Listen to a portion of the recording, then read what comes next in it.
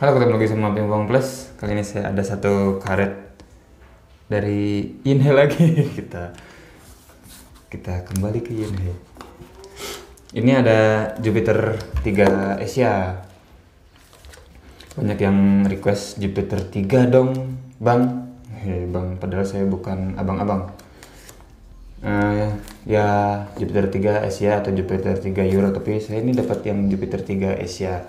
Dan ini hardnessnya 38. Ini warna hitam. Jupiter 3 Asia Max Tense. Ini masih Max Tense sih, sama kayak Jupiter 2. Kita coba buka. Gunting aja lah biar rapi, biar plastiknya bisa dipakai buat cover karet nanti habis main. Ini plastik ini bisa buat cover. Saya biasa suka pakai protektor. Oh, tapi udah dapet nih. Ini udah dapet. Buset. Oh, ada lemnya. Ini Jupiter 3 Asia, harnessnya 38 3 mungkin. Apa ya? Untuk si top seatnya kayaknya masih sama Jupiter 3 yang enggak deh, ini kayak kerasa lebih apa ya disebutnya, lebih alot gitu daripada yang Jupiter 2 kemarin. Ini kerasanya lebih alot gitu, kayak lebih ke mungkin kayak Hurricane 3 kayak gitu, hampir sama, cuma ya nggak tahu, nanti kita coba. Jupiter 3 Asia ini masih sama Yinhe, Milky Way, Max Tense, Jupiter, dan CTTA. Ini nomor registernya. Karetnya solid, nggak kelihatan bintik-bintiknya, cuma maksudnya nggak tembus gitu, kelihatan ke bintik-bintiknya. Ini sponsnya 38 degree. Ini juga biasanya suka saya pakai buat protektor kalau habis. Jadi ini satu karet bisa dapat 4 protektor karet buat top seat nanti kalau habis dipakai main. Ntar kita buka dulu lemnya ya, biar soalnya saya nggak pernah lem pakai yang nggak pernah langsung tempel kalau ada lemnya dari pabriknya kayak gini. Saya biasanya buka dulu, jadi pakai dari baru pakai lem yang bisa saya pakai. Dari pabrik ini nggak bisa ditarik kayak gini. Sebentar ya, atau mau cepetin, nanti kita cepetin. Tuh, biar saya tahu ini sponsnya si porinya kayak gimana, soalnya kalau nggak dibuka ya nggak kelihatan sponsnya kayak gimana. Ini warna sponsnya agak beda sama yang Jupiter 2. Jupiter 2 tuh lebih orange, ini lebih muda warnanya. Ini apa ini, bolong. Itu porinya kebesaran 1.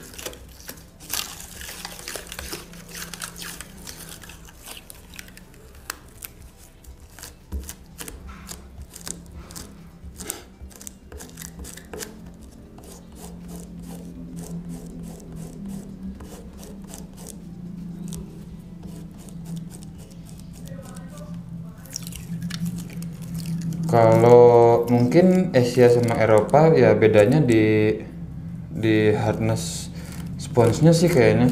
Soalnya saya belum pegang yang Jupiter 3 Euro. Ini yang Asia hardnessnya 38, mungkin yang Eropa bisa 36 atau 35. Saya belum lihat. Dan mungkin porinya juga beda. Ini porinya lebih sebentar, ini malah kayak poreless spons, yang spons tanpa pori. Ya, ini poreless spons. Cuma memang ada 1-2 pori yang agak agak besar, cuma bukan biasanya kalau memang iya sih ini poreless. Saya masih ragu kalau lihat dari pinggir ini kelihatan poreless, tapi nggak terlalu hard ya. Saya biasa pakai yang Big Dipper tuh 39, ini 38, lumayan lah. Tapi si top seatnya kayaknya ini lebih tacky gitu, lebih lengket. Oke lah, gak usah lama-lama, langsung kita coba ke meja gimana rasanya Yinhe Jupiter 3 Asia. Jadi jangan kemana-mana.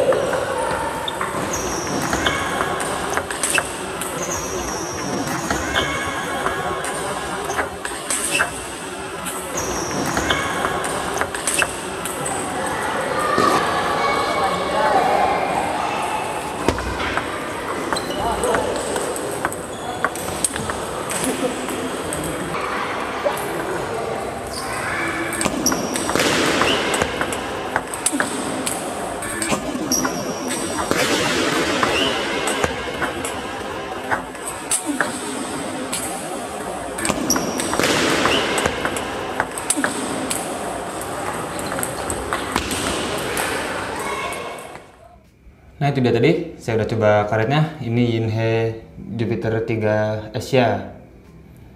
Dan saya coba karet ini 2 kali. Di video pertama waktu itu sebetulnya pakai Victas Yuto Muramatsu, karet kayu defense. Yuto Muramatsu pemain defense tapi masih ada serangnya juga. Lalu yang tadi di video saya coba pakai ini DHS PG6X kayu arlet karbon. Ini agak mirip-mirip lagi sama si Neneng. Tapi nanti kita bahas kayunya di video yang lain. Sekarang kita bahas karetnya dulu. Waktu saya coba di kayu defense Yuto Muramatsu kemarin, saya lebih banyak main defense card di belakang, sama lebih banyak main gesek yang parabol gitu, soalnya memang kayunya lebih lebar dan nggak pakai karbon. Nah jadi waktu coba defense, memang kalau menurut saya sih defense cut mau forehand mau backhand, kalau karet licin jangan pakai karet teki. Kalau karet teki itu agak terlalu liar kalau menurut saya, soalnya kalau karet teki dipakai defense, karet teki itu kan lebih sensitif terhadap putaran.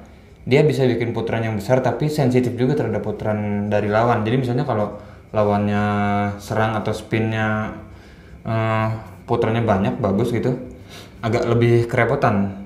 Saya pukulnya kemarin harus lebih dikurangin tenaganya dan harus lebih ditutup si sudut bednya waktu defense cut.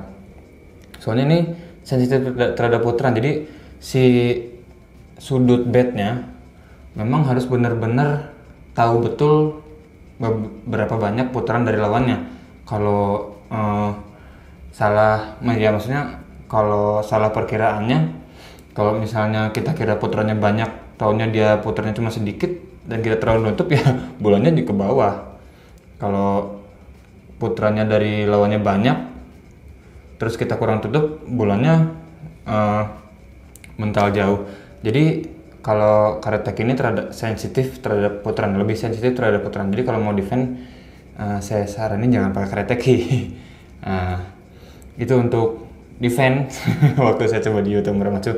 Tapi waktu untuk gesek-geseknya ini enak, parabolnya enak, soalnya putarannya bagus.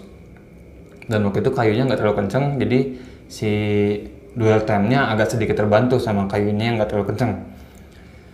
Nah waktu ini di video yang tadi saya pakai PG 6X dari DAS ini, Arlet Carbon. Kayunya mirip Arlet Carbon yang rame banget. Nanti kita bahas kayunya.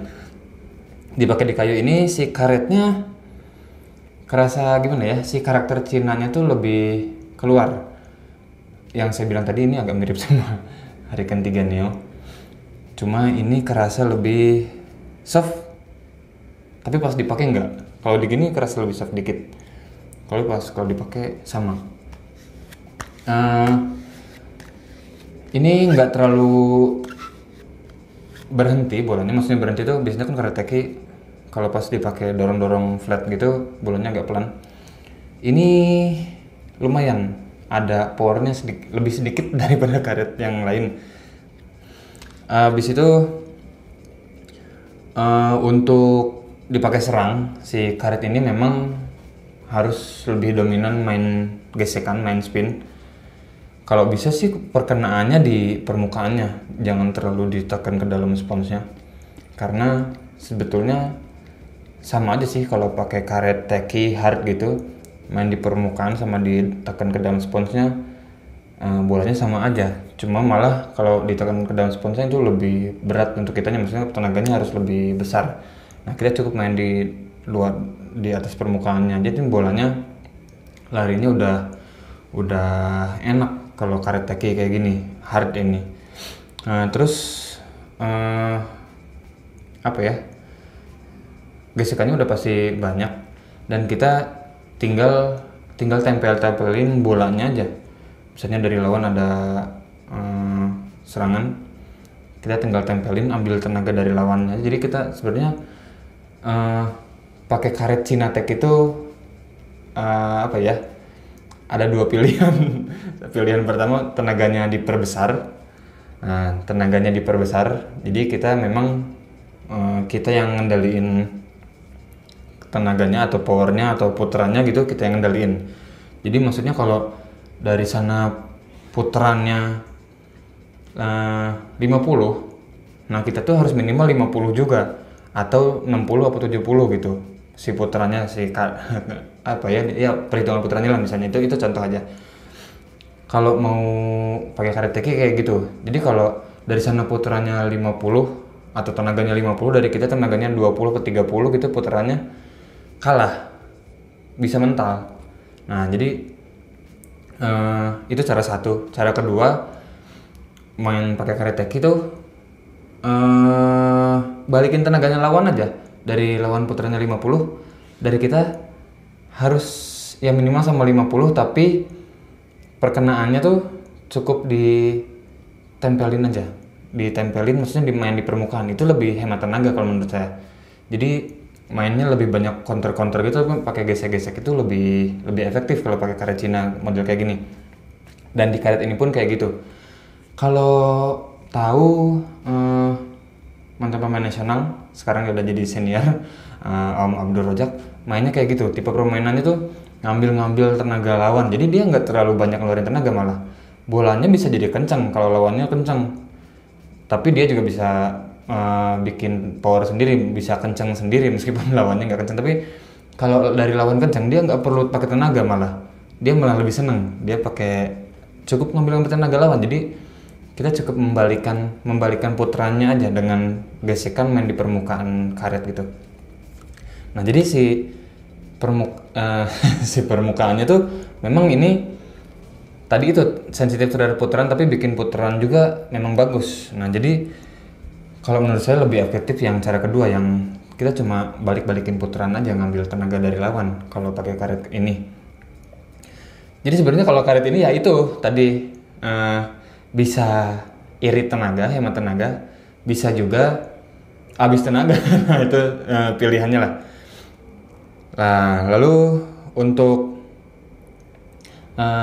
tipe mainnya sendiri, karet ini udah jelas tadi harus lebih banyak atau dominan mainnya spin, jadi bukan tembak gitu. Ini agak kurang kalau menurut saya.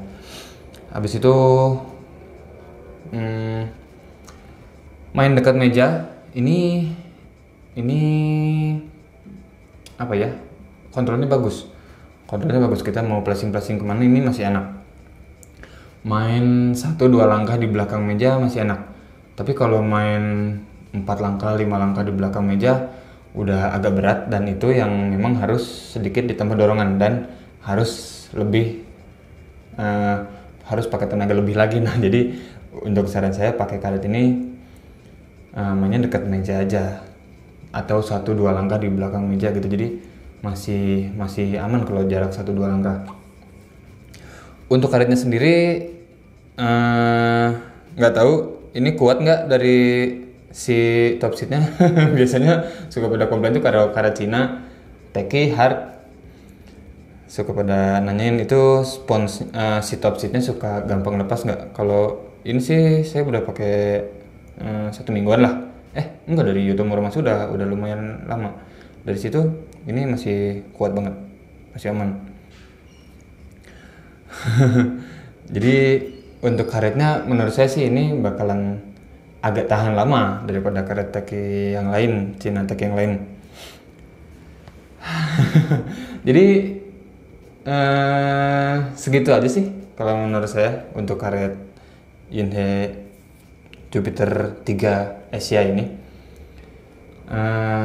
Dan kalau nanyain Jupiter 3 Asia sama Jupiter 3 Euro mungkin seneng mana, saya lebih suka kalau karet Cina ya yang Asia lah. Kalau yang Euro terlalu memaksakan. Misalnya apa Euro gitu, ya udah pakai karet Eropa aja, soalnya masih kerasa Cina juga yang Euro, jadi mendingan yang Cina sekalian. Gitu. Jadi itu, terima kasih buat yang udah nonton. Jangan lupa like, comment, share, dan subscribe.